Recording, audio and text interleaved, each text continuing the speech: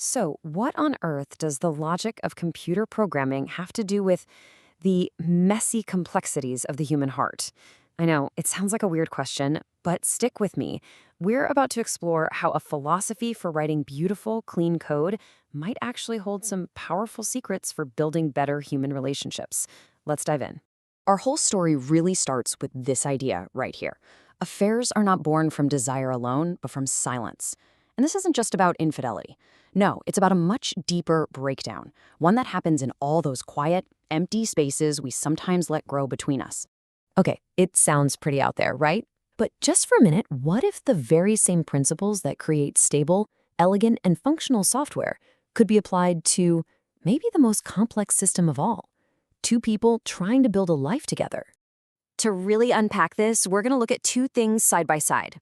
On one hand, we've got the story of a marriage that is right on the edge of collapse, and on the other, a set of guiding principles for programmers called the Zen of Python. So meet Lindy Wei. For years, her marriage felt, well, it felt stable, comfortable even. It was a life built on routines, shared meals, polite conversations. But just below that calm surface, a deep, profound silence was spreading, creating this fragility that neither she nor her husband even saw. Let's actually try to frame their relationship like a computer program for a second. Think about it. The shared routines they had, those are the running processes, chugging along day after day.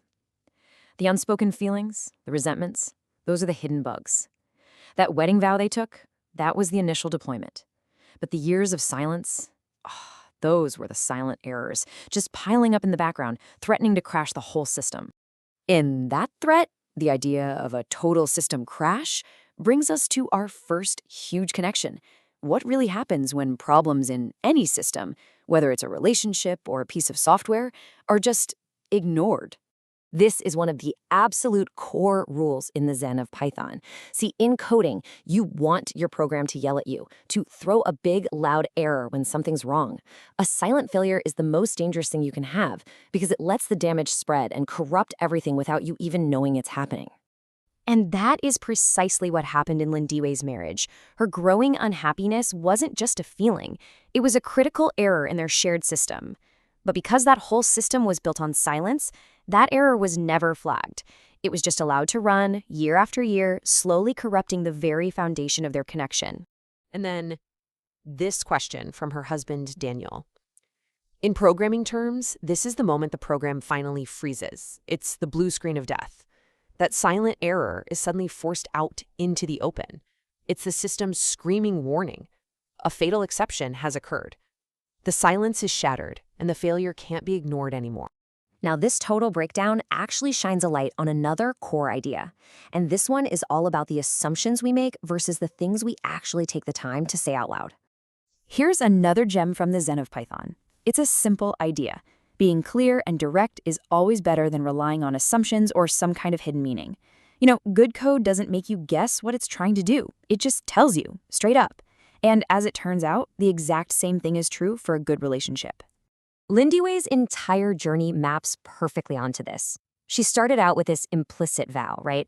The idea that love was a promise you made once and it was sealed forever. But that system failed. It completely broke under the weight of all these unstated assumptions and unspoken needs. Her big breakthrough was realizing that love has to be an explicit choice, a commitment you actively make and communicate day after day. All of this is leading us to one final and I think crucial idea: the incredible value of just being understandable to each other. In programming, this is huge. It means writing your code in a way that other people can easily read and understand it. It's really an act of empathy for the next person who has to work on your project. The goal is always clarity, not being clever. And this is where the metaphor just gets so powerful. Lindy Wei's affair started with someone who could read her, someone who was paying attention to the pauses, the little glances, all the things left unsaid. Her connection with her husband, Daniel, had become unreadable code. It was messy, complicated, and it just took way too much effort to understand. That empathy, that ability to read your partner had been completely lost. So after the crash, right, after all the errors were dragged out into the light, what happened next? Well, they started the very difficult work of rebuilding the system. And here's the key. Their marriage didn't just snap back to that old, broken version. Instead, you could say it was refactored. That's a coding term that means you improve the internal structure of existing code without changing what it does. By finally addressing the bugs and making their communication explicit, they built a new version of their relationship, one that was stronger and a whole lot more honest. So what's the big takeaway from looking at love through the lens of code? Well, first, that love isn't some static product you build once and then you're done. It's a dynamic, living process that needs constant maintenance. Second, clear, explicit communication, that is the single best debugging tool you will ever have.